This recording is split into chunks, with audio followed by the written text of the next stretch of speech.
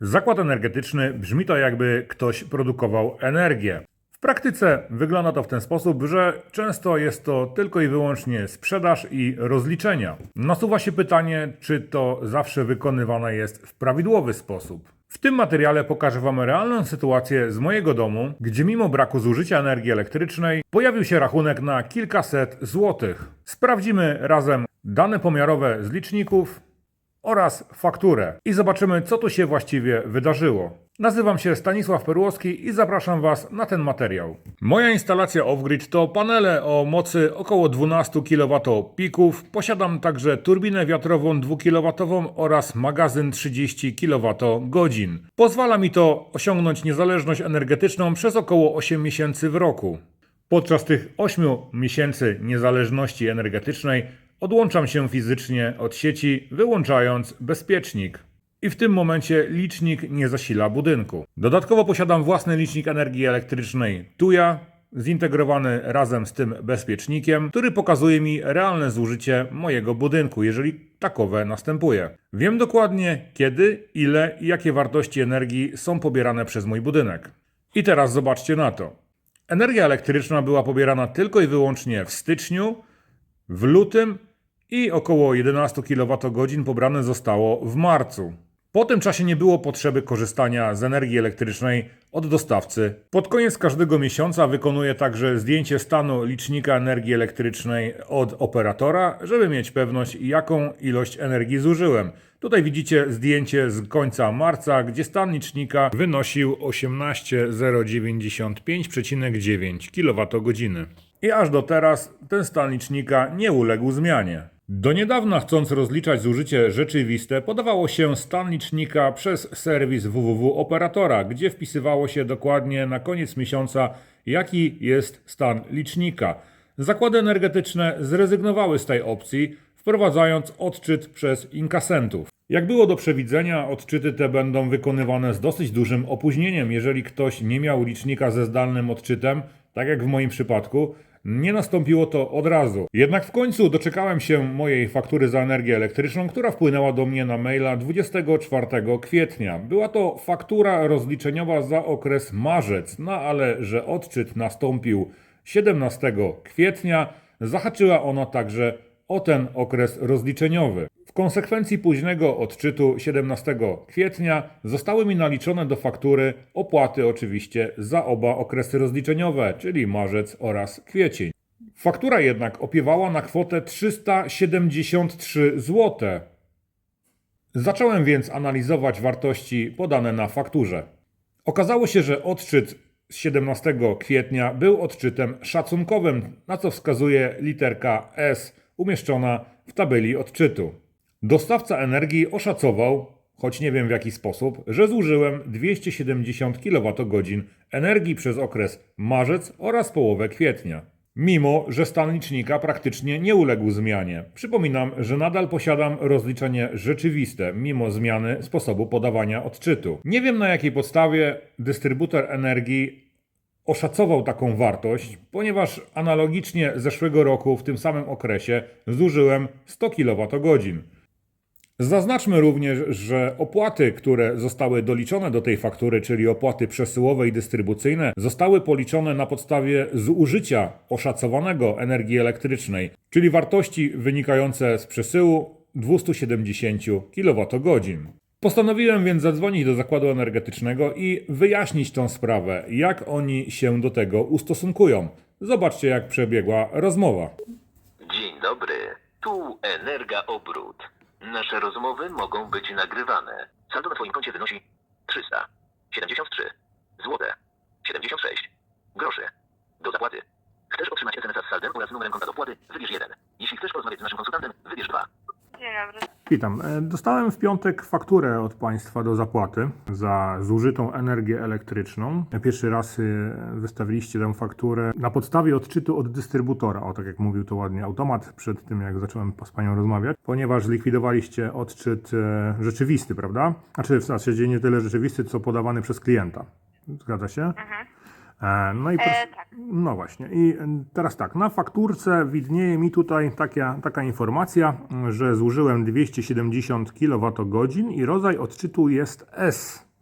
czyli szacunkowy według mnie, zamiast że taki, który powinien na podstawie odczytu od dystrybutora powstać. No i chciałem z Państwem to zweryfikować, ponieważ mój licznik pokazuje zupełnie inny stan niż Państwo podali. Ja właściwie nie zużyłem więcej niż 10 kWh od końca lutego, a Państwo naliczyliście mi 270 kWh. Rozumiem, że błąd powstał z Państwa strony, że nie wiem, czy ten inkasent, czy pan, który odczytuje liczniki, nie był w stanie podjechać, czy coś i Państwo szacunkową ilość tej energii policzyli sobie, mimo że ja nie zużyłem nawet 1/10 z tego. No i teraz, wie Pani, no tutaj do tego naliczyliście mi oczywiście kwoty opłat sieciowej, jakościowej, opłata OZE i kogeneracyjna do kwoty 270, do ilości 270 kWh. Mój licznik w tej chwili na dzień dzisiejszy pokazuje stan 18,096, a Państwo sobie wpisaliście 18,355, więc tutaj niestety będę żądał korekty do fakturki, którą jeszcze nie zapłaciłem oczywiście. Dobrze, poprosiłabym o Pana imię i nazwisko w celu weryfikacji i datę urodzenia jeszcze Pana bym poprosiła. Rozumiem, że Pan jest właścicielem umowy, tak? Jestem właścicielem umowy oczywiście. Dobrze, poproszę o chwilkę oczekiwania, zweryfikuję wystawiony rachunek, za chwilę wrócę do rozmowy. Dobra, dziękuję. Dziękuję Panu bardzo za czas oczekiwania. Stan licznika, na podstawie którego wystawiliśmy fakturę, to był 18 355. Jaki jest aktualny stan licznika? No, aktualny to jest z dnia 24 kwietnia, wtedy spisywałem ten licznik, no i stan licznika to był 18,096,4. W takim razie, w związku z tym, że tutaj pojawił się błędny odczyt licznika, ja oczywiście przyjmę takie zgłoszenie, aby po prostu stan licznika, ten odczyt został skorygowany. Na podstawie zgłoszenia zostanie wystawiona faktura korygująca po weryfikacji odczytu przez dystrybutora. Jeszcze tylko muszę się zapytać, czy numer telefonu podany jako kontaktowy jest aktualnie numer do kontaktu z Panem? Tak jest, oczywiście to jest aktualny numer. Dobrze, oczywiście. W takim razie dodatkowo zarejestruję tą kwestię. Dziękuję Panu bardzo za czas oczekiwania. Zgłoszenia tutaj zostały już przyjęte. Jeżeli chodzi o kwestię weryfikacji stanu licznika, to w ciągu 14 dni my przekazujemy sprawę do dystrybutora, który tutaj w tym czasie weryfikuje stan licznika. I dystrybutor przekaże nam wartość po weryfikacji, wartość do wystawienia faktury korygującej. Rozumiem. Proszę powiedzieć, jak to się ma do płatności, którą mamy tutaj, że tak powiem, bodajże na 7 maja zaplanowany termin. Czy Pani może to Termin wstrzymać? wpłaty się nie, tutaj jeżeli chodzi o kwestię terminu wpłaty, no to termin wpłaty się nie zmienia.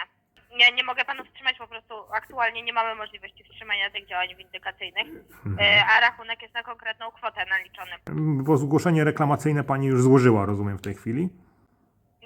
Tak, zostało. Zostało zgłoszone. To nie daje Panu gwarancji po prostu. Ono mi nie daje oczywiście Wstrzymania. gwarancji, bo jeżeli ja dokonam wpłaty teraz na przykład na całość, jeżeli chcielibyśmy tak zrobić, to Państwo, rozumiem, mi te pieniążki zwrócicie przy korekcie Tak. faktury, tak? Na konto normalnie?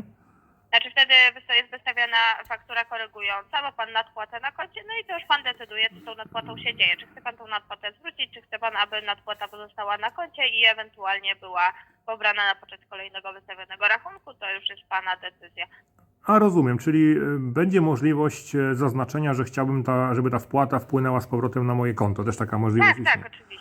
Bo tak. myślałem, że po prostu u Państwa nie będzie możliwości, tylko będzie możliwość rozliczenia na przyszłe rachunki, ale jeżeli będzie możliwość, że tak powiem, wypłaty na konto bankowe moje z powrotem, no to wtedy zrobimy tak, żeby nie bawić się po prostu w jakieś tutaj prześciganie z windykacją żadną, więc płacę całość i po prostu później zaznaczę sobie u Państwa taką opcję, żeby mi to przelać z powrotem na mój rachunek bankowy. Tak możemy zrobić, tak? Oczywiście, tak, zgadza się. No dobrze, dziękuję Pani za miłą rozmowę. Zobaczymy, kiedy ta reklamacja będzie miała skutek w rzeczywistości, kiedy to nastąpi, no ale mam nadzieję, że szybciej niż 14 dni. Tak, jest to bardzo prawdopodobne, że uda nam się szybciej. Super, bardzo Pani dziękuję, życzę miłego dnia, no i do usłyszenia. Dziękuję bardzo, do usłyszenia. Jak słyszeliście, zgłoszenie reklamacyjne przez Zakład Energetyczny zostało przyjęte. Podałem im aktualny stan licznika. Zaproponowano mi dwa rozwiązania. Pierwszym jest oczywiście rozliczenie kwoty na poczet przyszłych rachunków, a drugim jest zwrot środków na moje konto bankowe, co zdarza się naprawdę bardzo rzadko. Problem jest w tym, że kwota, czy jest naliczona prawidłowo, czy jest naliczona nieprawidłowo, musi niestety zostać zapłacona w całości. Czyli w praktyce środki zostają zablokowane. A kiedy nastąpi ewentualny zwrot, tego niestety nie wiadomo. Kilka dni później, po rozmowie telefonicznej, pojawił się u mnie inkasent z nowym licznikiem energii elektrycznej. Wymienił on oczywiście stary licznik, spisując jego wartość i zamontował nowy licznik energii elektrycznej. Zasugerował on, że przyczyną wysokich rachunków może być instalacja fotowoltaiczna, ale gdy usłyszał informację, że jest to instalacja off-gridowa i całkowicie odłączona jest od sieci, zmienił on oczywiście nastawienie i tutaj już było jasne, że problemem jest zakład energetyczny. Na ten moment sprawa jest oczywiście w toku, jest zgłoszona moja reklamacja do zakładu energetycznego i jest rozpatrywana. Zobaczymy, jak to się zakończy. Materiał ten oczywiście nie powstał po to, żeby kogokolwiek oskarżać, ale po to, żeby uświadomić Was, że sytuacje takie zdarzają się dosyć często. Jeżeli otrzymaliście rachunek za prąd i wydaje on się Wam dziwnie wysoki, sprawdźcie, czy nie zostaliście wprowadzeni w błąd. Dajcie znać w komentarzu, czy mieliście podobne przypadki ze swoimi zakładami energetycznymi. Ja oczywiście będę aktualizował temat na bieżąco, jeżeli tylko cokolwiek się zmieni bądź wyjaśni, dogram Wam materiał na ten temat. Subskrybujcie więc kanał, żeby nie przegapić najnowszych informacji oraz zostawcie łapkę w górę dla zasięgu. Do zobaczenia.